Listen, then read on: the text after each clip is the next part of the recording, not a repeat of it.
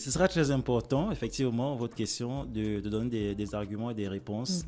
Parce que, vous savez, la 3e édition du Festival culturel de Bitam est un grand rendez-vous. Vous savez, Bitam, depuis des années passées, a toujours été le carrefour des grandes nations.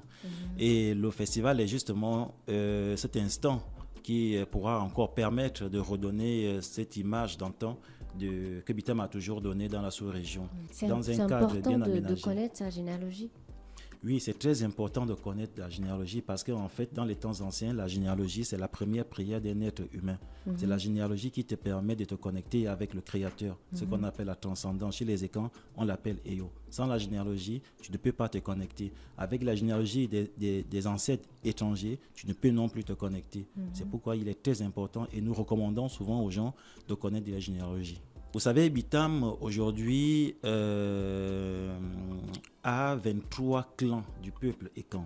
En gros, Bitam a 23 clans. Et comme le festival s'étend d'année en année, le comité a décidé de choisir 6 clans pour cette édition. C'est quoi, les plus importants, les plus nombreux?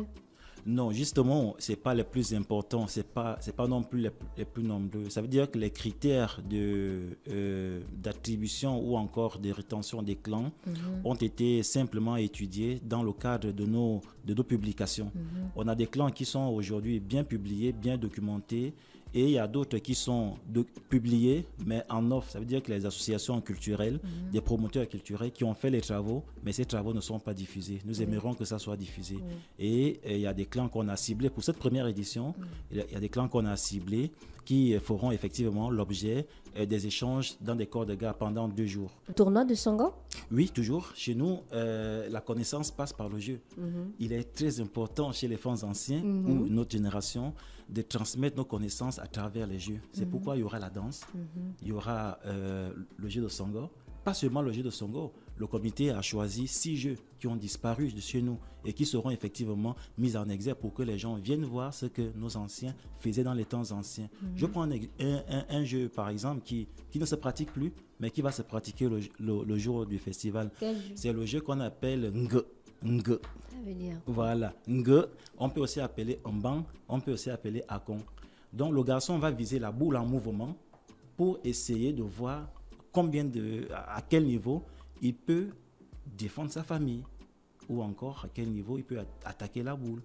Est-ce que vous voyez ce que je veux dire? Oui. Ça veut dire qu'on le forme à la guerre. En fait, c'est un jeu martial.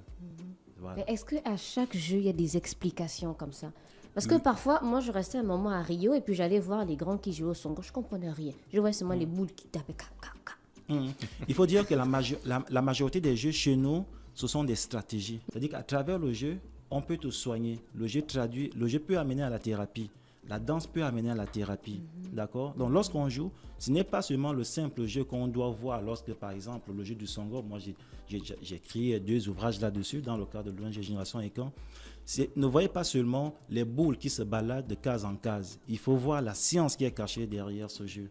Vous voyez ce que je veux dire? Donc, le cas de Ng, par exemple, c'est un jeu qui, normalement, est destiné aux jeunes garçons.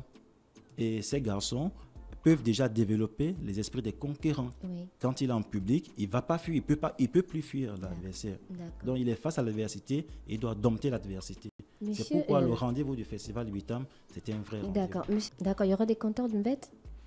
Oui, il y en aura des compteurs de bêtes. On ne peut pas parler du festival de Bitam sans parler d'une bête. Ça va être difficile de parler d'un festival Ekan sans parler de l'Elone et sans parler d'une bête.